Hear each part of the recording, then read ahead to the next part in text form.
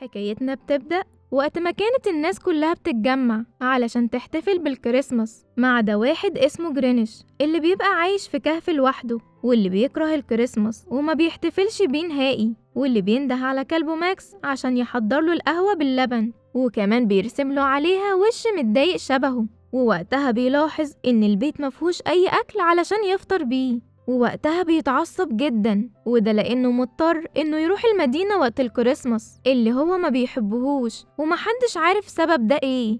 وبعد كده بيطلع يتمشى في شوارع المدينة وهو مكشر ومتضايق وباين عليه الزعل، وبدل ما يساعد الطفل الصغير إنه يركب الجزرة على وش راجل التلج بتاعه بيهدهوله وبيمشي. وكمان لما بيعدي من جنب مجموعة من الناس بتغني أغاني للكريسماس بيسد ودانه وبيحاول إن هو ما يسمعهمش وبيهرب منهم. وبعديها بيدخل سوبر ماركت وبيلم منه أكل كتير قوي، وبيرفض كمان إنه يساعد واحدة واقفة مش قادرة تجيب حاجة من على رف عالي، فبرضه بيسيبها وبيمشي بكل برود. وبعد كده بتظهر واحدة وهي بتتكلم في التليفون وبتحاول في نفس الوقت إنها تصلح الحوض المسدود، وكمان بتحط لأولادها الصغيرين الأكل، لكن هم بيرفضوا إنهم ياكلوه وبيرموه. وساعتها بتدخل عليها بنتها الصغيرة وبتقول لها إنها رايحة البريد علشان تبعت رسالة مهمة، فبتلاحظ وقتها إنها اتأخرت، فبتجري بسرعة جدا علشان تلحق ساعي البريد. وفي الوقت ده بتخبط في جرينش وبيقع منها الجواب، وبتسأله لو كان شافه في أي حتة، فبيرد عليها وبيقول لها إنها تقدر تسأل سانتا كلوز عليها، وبرضه بيسيبها ويمشي. وبعديها وهو ماشي في طريقه بيلاقي القزم الفرحان ده وهو قاعد يغني وبيعلق زينة الكريسماس، فوقتها بيقرر جرينتش إنه يضايقه، بس القزم وقتها بيعامله بطريقة حلوة وبيقوله كمان إنه العمدة طلب منه إنه يخلي الكريسماس السنة دي أحلى كريسماس ويعلق زينة كتير. بس جرينش ساعتها بيسيبه وبيمشي عشان بيكره إنه يسمع أي حاجة عن الكريسماس، وبيرجع للبيت وهو متضايق وحزين جدا. وساعتها بيقف يتفرج على المدينة من فوق، وما كانش عارف هو متضايق علشان المدينة دي اللي هو بيكرهها، ولا عشان الكريسماس، ولا عشان افتكر إن هو مقدرش يعمل حاجات كتير وهو صغير، بس اتعود خلاص إنه يبقى وحيد وقاعد في الكهف بتاعه لوحده من زمان، وكمان بيكون في أمان وبعيد عن الخناقات.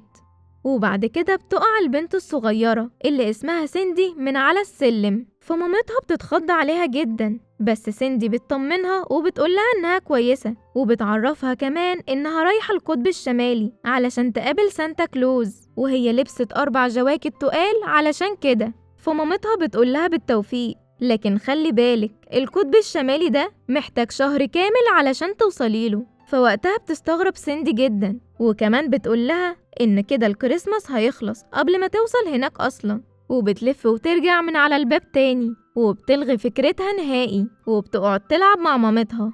وساعتها جرينش كان قاعد مع الكلب بتاعه على السفرة بيفكر ممكن يعملوا ايه سوا، فوقتها بيقرر انه يعزف على البيانو بتاعه والكلب يدق على الطبول وراه. ووقتها بيتعصب جدا على الكلب علشان الكلب بيغير من النوتة، فوقتها بيرجع الكلب لبيته وهو زعلان، لكن جرينش بيروح وراه وبيعتذرله وكمان بيصالحه، وبيقرروا وقتها إنهم يلعبوا مع بعض شطرنج. ومرة واحدة بيتهز الكهف، فبيخرج جرينش بسرعة علشان يشوف في إيه، فبيلاقي في السماء بالون كبير شايل شجرة كريسماس ضخمة جدا، فبيتضايق جرينش من وجود شجرة بالضخامة دي، فوقتها بيقرر إنه يدمرها. وعلى الجانب الآخر بتروح سيندي ومامتها علشان يحتفلوا بالكريسماس في الساحة ويستقبلوا الشجرة الضخمة مع باقي أهل المدينة، وكان جرينش بيراقبهم من بعيد.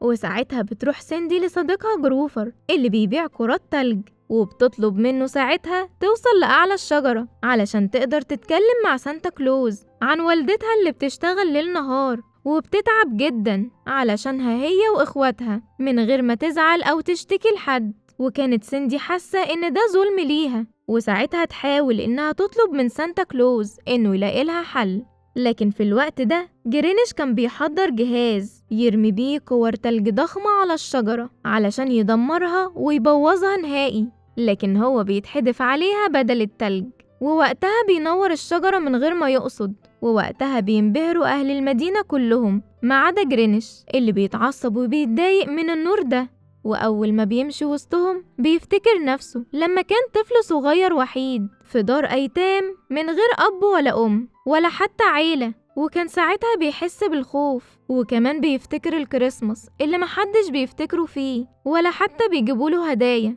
وكان بيشوف الأطفال التانية وهم مبسوطين مع أهلهم وبيحتفلوا بالكريسماس، ومن ساعتها وفكرة الكريسماس مش بيحبها وكمان بتضايقه جدا، وبيقرر إنه يعيش لوحده في الكهف وما يحتفلش بيه أبدا. وفي الوقت ده بيلاقي الناس كلها اتجمعت وماسكين إيد بعض وبيغنوا للكريسماس، فبيسيبهم بسرعة وبيرجع بيته بعد ما قرر إنه يقضي على الكريسماس. فساعتها بتجيله فكرة إنه يقدر يخفي الكريسماس نهائي، وكمان تختفي معاه الهدايا والسعادة والاحتفالات دي كلها. وبعديها على طول بيرن الجرس، فبيقوم ماكس بسرعة من النوم. فساعتها بيشوف جرينش على غير عادته صاحي كله نشاط وبيلعب رياضة وبيغني. وفي الوقت ده بيعرض عليه خطته علشان يسرقوا شجرة الكريسماس، وكمان هيعمل نفسه إنه سانتا كلوز. فساعتها بتاخد سينتي كرة البولينج بتاعت مامتها وبتحطها في شنطة وبتسوق العجلة بتاعتها بسرعة وبتروح بيها لصديقها، وبيوصلوا بيت الشجرة بتاعهم. ووقتها بياكل صديقها كل الوافلز، وسينتي كانت مشغولة جدا بتعمل خطة علشان تقابل سانتا كلوز. فصديقها بيعرض عليها إنهم يحطوا عسل على سطح البيت وبكده تلزق فيها الغسالة اللي بتسوق عربية سانتا، وبكده هتقدري تقابلي سانتا كلوز. فبترد عليه سينتي وبتقوله إن ده هيكون صعب إن هو يتعمل، وغير كده الغزالة هتتجمد من البرد. وعلى الجانب الآخر كان جرينش بيقرأ كتاب عن الكريسماس، وده علشان يعرف يقلد سانتا كلوز، وبيمسك بوه علشان يجذب بيه الغزلان. فوقتها بتجيله معزة صغيرة فبيسيبها وبيمشي، بس المعزة بتفضل ماشية وراه، ووقتها بيزعق لها جامد علشان تمشي بعيد عنه، وبيكمل طريقه لحد ما بيتجمد من كتر البرد. لكن مرة واحدة بيلاقي قدامه قطيع كبير من الغزلان، بس المعزة بتظهر وقتها وبتعمل صوت بيخوفهم، فبيهربوا بعيد بسرعة. وبعد كده بيلاقي جرينش حيوان ضخم جدا، فوقتها بيقرر إنه يصطاده، لكن أول ما بيرمي عليه الحبل بيجري بيه بعيد، ووقتها جرينش بيقع، فبيرجع له الحيوان يطمن عليه. فبيقرر جرينش وقتها إنه يستخدمه مكان الغزالة. وساعتها كانت سيندي بتقول لأصدقائها عن خطتها، وإن هي عايزة تخطف سانتا علشان تتكلم معاه في موضوع شخصي. وأول ما بيطلبوا أصدقائها إنهم يعرفوا إيه هو الموضوع الشخصي، فبتقول لهم إنها ساعدتهم زمان من غير ما تسأل عن التفاصيل، فالمفروض هم كمان يعملوا كده. وعلى الجانب الآخر بيوصل جرينش للمدينة وبيطلب من ماكس والحيوان الضخم إنهم يستنوه ورا البيت. أما جرينش فبيطلع على السلم اللي بيقع بيه على الأرض، وفي الوقت ده بيصحى الكلب وبيهوهو عليه جامد، لكن في النهاية بينجح إنه يستخبى بسرعة قبل ما صاحب البيت يشوفه. فساعتها بيبص جرينش من شباك البيت وبيلاقي إن أهل المدينة متجمعين كلهم، فبيتضايق جدا وبيكمل طريقه لحد ما بيوصل للسطح وبيسرق العربية بتاعت سانتا كلوز وبيجري بيها بسرعة وبيروح بيته وهو فرحان، وده لأنه بوظ العيد. وبعد كده بنشوف إن الحيوان الضخم والكلب بيحضنوه جامد وعايزين يناموا جنبه. وفي تاني يوم الصبح بيصحى الحيوان الضخم من نومه وبيدور على أكل، فبيكسر في البيت كله. فبيصحى الكلب وبينزل بسرعة جدا وبيلاقي الحيوان واقف على مكنة القهوة بتاعت جرينش، وبيعمل القهوة لجرينش واستمتع بيها جدا. وبعد كده بيطلب جرينش من الكلب إنه يلبس الطيارة اللي عملها له ويطير بيها فوق المدينة، ووقتها يقدر إنه يراقب من خلال الكاميرا اللي ثبتها فيها ويسمع الناس وهم بيتكلموا عن سرقة العربية. لكن ماكس بيقف قدام محل نقانق وبياكل منها، فساعتها بتتكسر الطيارة وبيقع على الأرض. فوقتها بيرجع البيت وبيخطط من جديد علشان يقطع الكهرباء عن كل المدينة، وده علشان ما يقدروش يلفوا الهدايا ولا يقدروا يعملوا بسكوت. وبعد كده بيجهز العربية وبيركب ماكس على كرسي جنبه، والحيوان الضخم بيجر العربية، فبيبدأوا يجربوها. وساعتها بيقف الحيوان لما بيلاقي مراته وأولاده، فوقتها بيفك جرينش اللجام وبيسيبه يروح مع أسرته. ووقتها بيقول لماكس إنه رجع يبقى لوحده من تاني. لكن قبل الكريسماس بيوم كانوا أهل المدينة كلهم اشتروا الهدايا وبيتصوروا كمان، والجو كان حلو قوي ومبسوطين كلهم وفرحانين. وساعتها جرينيش كان بيشرب القهوة اللي عملها له الكلب بتاعه، وبيخيط طقم جديد عشان يلبسه وهو بيتمثل سانتا كلوز. وفي الوقت ده بيشكر ماكس على انه موجود معاه على طول، وبيلبسه طاقية وبيقوله انه هيبقى المرشد بتاعه ليلة الكريسماس. وبعدها بيكلم جروفر صديقته سيندي وبيتمنى لها النجاح والتوفيق مع خطتها مع سانتا. وفي الوقت ده بتدخل مامتها عليها وبتسألها عن أمنياتها السنة دي، فسيندي بتقول لها إنها عندها أمنية واحدة بس وبتتمنى إنها تتحقق. فمامتها بتتمنى لها إن أمنياتها كلها تتحقق علشان هي تستحق كل حاجة حلوة في الدنيا. وفي الوقت ده ماكس كان بيحاول يجر العربية لكن بيقع في التلج، بس بيقوم وبالفعل بينجح إنه يجرها لحد ما بيوصل للمدينة، وبيطلع على سطح البيت وبيدخلوا عن طريق المدخنة. ووقتها بيسرق الهدايا والشجرة، وبعديها بيطلع على باقي البيوت وبيسرق كل الهدايا والأشجار لحد ما بيوصل لبيت سيندي، واللي هو كان آخر بيت في المدينة. ولما بيدخلوا جوه البيت بيلاقوا على الترابيزة بسكوت، وأول ما هياخدها ساعتها بيكتشف إنه فخ عملته سيندي عشان تخطف سانتا كلوز. ووقتها بتنزل بسرعة جدا من أوضتها وبتتأسف له عن اللي هي عملته، وكمان بتجيب له لبن علشان يشربه، وما بتصدقش نفسها إن سانتا واقف قدامها. وبعد كده بتسأله ليه لف الشجرة بتاعتهم، فرد عليها وقال لها إنه هياخدها يصلحها علشان النور بتاعها باظ. وفي الوقت ده بتقوله إنها مش عايزة هدايا، وإن أمنيتها الوحيدة إنه يساعد مامتها لأنها بتتعب جدا علشانهم من غير ما تشتكي. فساعتها بيتأثر جدا جرينيش بكلام البنت، ووقتها بتطلب منه سيندي إنه ينضم لهم تاني يوم لما يغنوا، وبتحضنه قوي بعد ما بتشكره على مساعدته ليها. وبعد كده بيرجع جرينيش لماكس وهو بيحاول ينسى الكلام اللي هي قالتهوله، بس هو ما بيقدرش وبيفضل يفكر فيه.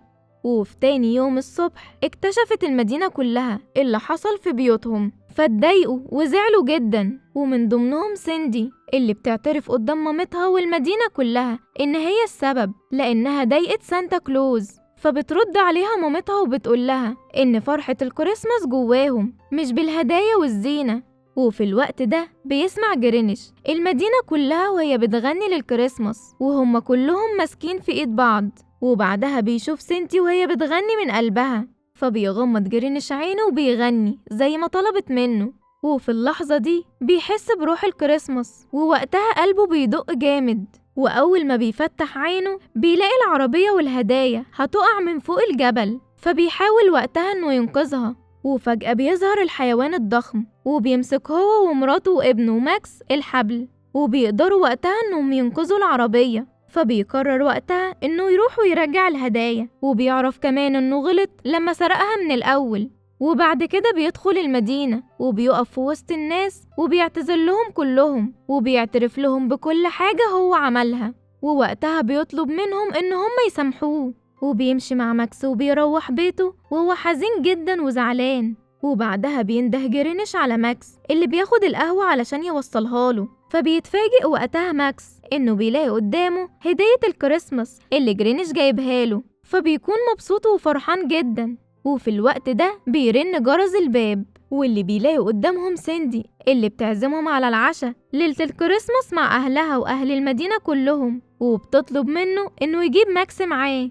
وأول ما بيقف جرينيش قدام بيت سيندي وكان متردد ومحتار إنه يرن جرس الباب ولا لأ، فرن جرس الباب، وساعتها بتفتح مامة سيندي وبترحب بيه، فبيشكرها جرينيش جدا على دعوتها ليه. فوقتها سيندي بتجري عليه وبتعرفه على أصدقائها، وبعد كده بيساعد جرينيش مامة سيندي في تحضير الأكل، وبتطلب سيندي منه إنه يقعد جنبها على السفرة.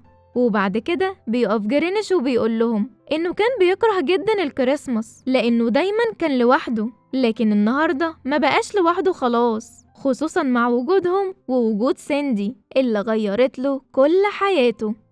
وبكده تكون خلصت حكايتنا النهاردة، ولو عجبكم الفيديو ما تنسوش الاشتراك في القناة ومتابعة كل جديد.